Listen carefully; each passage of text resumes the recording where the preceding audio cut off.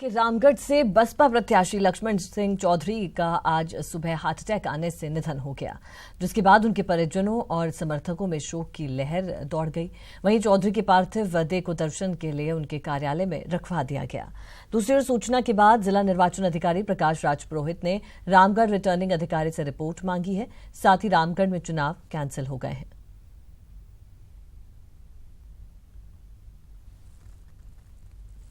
चुनाव करीब है, ऐसे में नेता खुद को जमीन से जुड़ा बताने में कोई कोर कसर नहीं छोड़ रहे।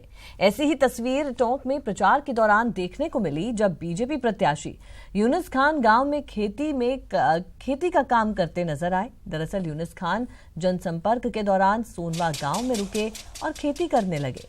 इस दौरान यूनुस खान फसलों के लिए क्यारों में पानी भी मोड़ते नजर आए। ये पहला मौका नहीं है जब खान ने अनूठा प्रचार किया हो। इससे पहले उन्होंने आटा गूंथकर रोटियां भी बनाई थी।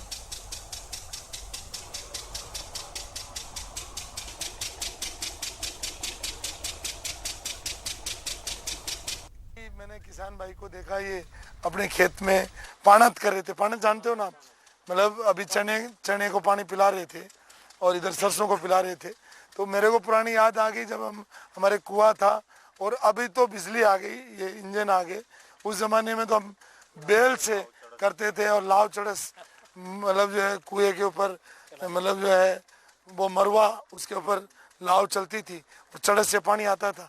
और पहले भून भी चलता था और उसके साथ साथ में पानी उसके अंदर नाली के जरिए जा करके और क्यारी तक जाता, दोरे के माध्यम से फिर क्यारी में जाता। क्यारी में एक क्यारी से दूसरे क्यारी में खोलते, पानी को ले जाते। ये सब चीजें। कांग्रेस नेता रणदीप सुरजेवाला ने बीजेपी पर निशाना साधा। रोजगार और कौशल विकास पर उन्होंने निशाना साधा। किसानों के कर्ज माफी वाले वादे पर सफाई दी।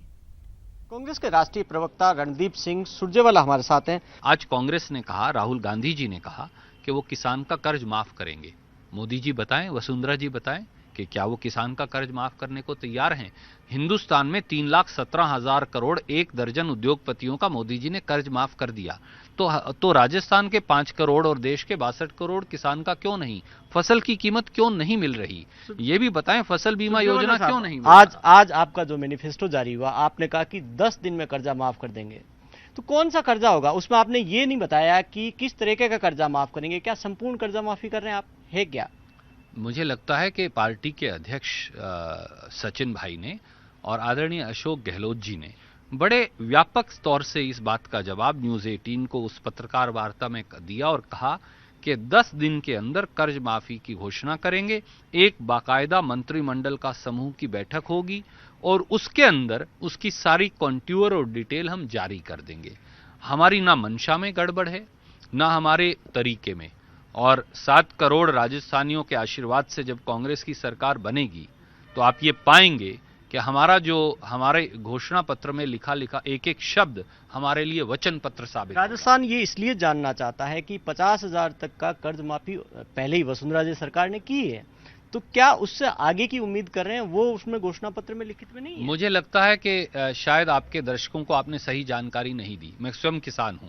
किसान कोऑपरेटिव सेक्टर से 2 तरह का कर्जा लेता है, एक लॉन्ग टर्म लोन और एक शॉर्ट टर्म लोन।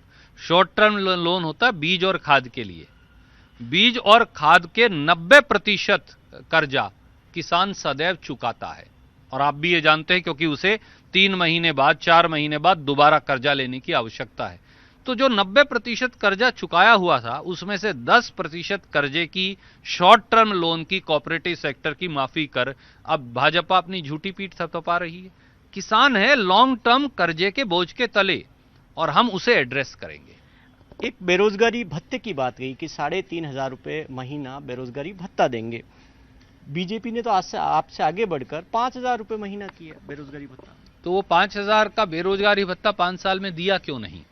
665 वादे वसुंधरा जी ने किए और उनमें से आज तक उन्होंने 6 वादे पूरे नहीं किए। मैंने तो पहले भी कहा था कि उन्हें माफी पत्र जारी करना चाहिए था घोषणा पत्र की बजाय, क्योंकि उनका संकल्प पत्र प्रपंच पत्र है। प्रपंच, पाखंड, स्वांग और आडंबर से राजस्थान नहीं चलेगा। राजस्थान वीरों की भूमि है। राजस्थान को कोई हरा नहीं पाया, क्योंकि राजस्थान अजेय है और राजस्थान विश्वास को भी जानता है और नियत को भी। और वो नीयत और विश्वास उन्हें कांग्रेस में नजर आता है, भ्रष्ट और झूठी वसुंधरा जी की सरकार में नहीं। एक नौकरियों को लेकर आपके उस घोषणा पत्र में ज्यादा कुछ लिखा हुआ नहीं है। बीजेपी ने जो घोषणा पत्र जारी किया उसमें उन्होंने कहा कि 30,000 सालाना नौकरी देंगे। इसके अलावा प्राइवेट सेक्टर में भी उन्होंने रोजगार उपलब्ध कराने की बात कही थी। अकेले 30,000 नहीं, उन्होंने कहा कि 30,000 सालाना सरकारी नौकरी और कुल 50 लाख नौकरी देंगे। वसुंधरा जी बता दें, क्या पिछली उन्होंने 15 लाख नौकरियां हर साल का जो वादा था वो दे दी, या 15 लाख पूरे 5 साल में दी? सीएजी की रिपोर्ट ये कहती है कि राजस्थान में 33 लाख बेरोजगार हैं। जब सीकर में बेरोजगार युवा वसुंधरा जी को मिलते हैं तो वो उन्हें लफंगा बताती हैं। जो RSLRDC आपकी लाइवलीहुड मिशन है, वो ये उनमें कैग की रिपोर्ट बताती है कि 1,27,000 बच्चे ही ट्रेन हुए 5 साल में, उनमें से 9,904 बच्चों को रोजगार मिला।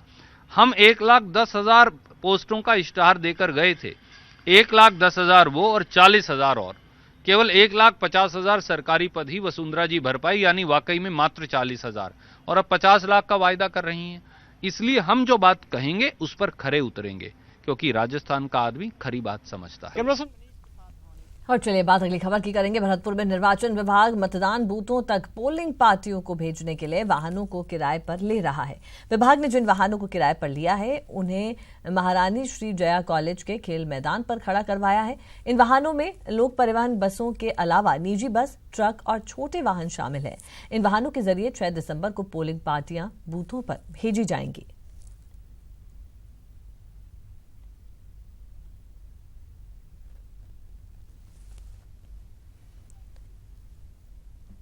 निर्वाचन आयोग के निर्देश पर इन दिनों सरगम सप्ताह का आयोजन किया जा रहा है और इस सरगम सप्ताह के तहत दौसा में वोट मैराथन का आयोजन भी किया गया, जहां इस वोट मैराथन को रिटर्निंग अधिकारी गोवर्धन लाल शर्मा ने हरी झंडी दिखाई। और इस दौरान रिटर्निंग अधिकारी गोवर्धन शर्मा ने स्कूली बच्चों से अपील की कि वे अपने घर, आस पड़ोस में मतदाताओं को मतदान करने के लिए जागरूक करें। मतदाता जागरूकता अभियान के तहत ये सारेगामा पाधानीसा सप्ताह चल रहा है और इसमें आज का जो इवेंट है वो है वोट मैराथन। इस वोट मैराथन के माध्यम से जो छात्र छात्राएं हैं, युवा शक्ति है, उसके साथ समस्त जनता को, नागरिकों को मतदान के प्रति जागरूक करने का हमारा उद्देश्य है। हमारे सारे अधिकारी, शिक्षा विभाग के अधिकारी, छात्र छात्राएं सभी बहुत ही जोश और उत्साह के साथ इसमें पूरी तरह भाग ले रहे हैं और हमें उम्मीद है कि हम दौसा में मत का जो प्रतिशत